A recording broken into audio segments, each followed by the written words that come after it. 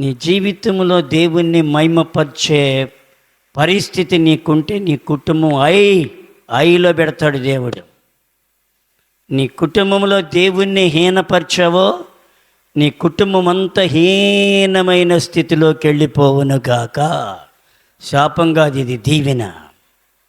భయం, దేవుని సన్నిధిలో వణుకుతూ భక్తి చేయాలి. నా జీవితంలో నేను చేశాను కాబట్టి మీకు చెబుతున్నాను. నేను చేయకుండా ఎప్పుడు చెబితే శాపగ్రస్తుండవుతాను. ప్రభు సన్నిధిలో వణకాలి. ఒక ఆఫీసర్ ముందు ఎంత గడగడలోడికి వణుకుతారు కుక్కల్లాగా, మరి దేవుని సన్నిధిలో ఎంత వణకాలి మనం?